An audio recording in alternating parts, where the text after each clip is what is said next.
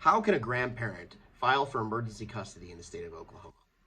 I'm Tulsa attorney Justin Mosteller, and a big part of my practice is grandparents' rights. And so I'm going to spend a little bit of time talking to you about this today.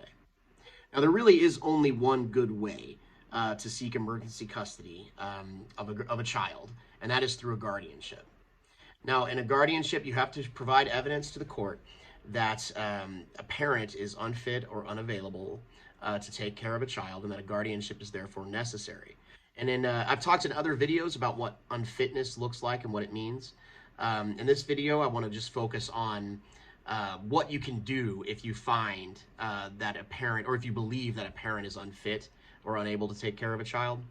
In that context, you really should reach out to an attorney and discuss the the facts in your case.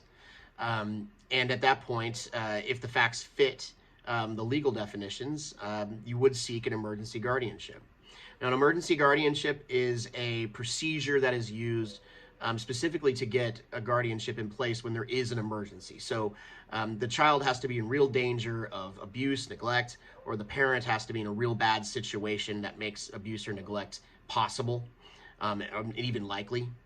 And in those circumstances, you would file the emergency and you would get what's called an ex parte hearing. An ex parte is just a fancy legal word for without the other side. So you go in with your attorney and speak to the judge directly, or in some cases, due to COVID, you actually send in your petition and the judge just reviews the petition, might call if he or she has some questions. Once you've had that emergency hearing, at that point, the judge can order the guardianship, special guardianship to exist, emergency guardianship to exist, and you would then have authority to go and get the kids immediately. Now, I have seen in many cases that with uncooperative parents, especially with drug use involved, they might be living in different places every day with the kids. In those circumstances, sometimes you have to get a little bit of extra help from the court to actually get custody of a child, and you can do that through what's called a writ of assistance. A writ of assistance given from a guardianship judge is basically an order to the police to use reasonable force if necessary to acquire the child and give them into the custody of the guardian. Courts don't like to issue that. Obviously, it's a pretty stark remedy.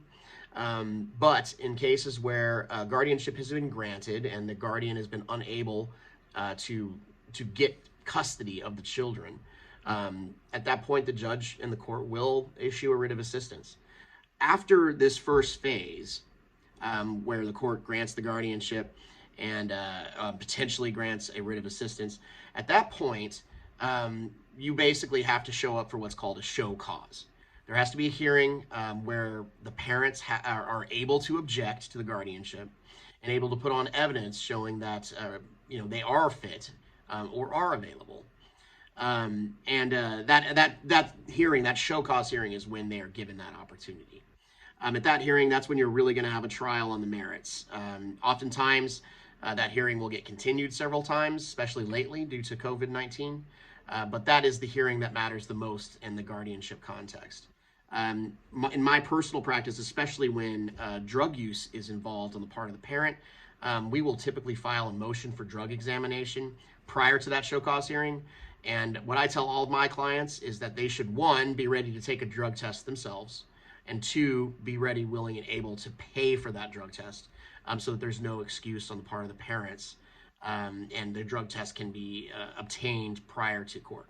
And the other thing I'll just mention about drug testing is that it's really important to get the right kind. Urine tests do not test for, they're not accurate for a very long period of time. If in the instance of methamphetamine and other hard drugs, oftentimes they're metabolized out of your system and undetectable in a urine test within like 5 to 6 days of use. So you really want to go for a hair follicle or a nail bed test in those circumstances. That's usually the best way to get that evidence for the show cause hearing. Hopefully this has answered some of those questions that you might have about what to do in emergency context. That really is, for grandparents, the only way that you can get emergency relief. Parents can file for emergency custody if the other parent is misbehaving in such a way as to endanger the children.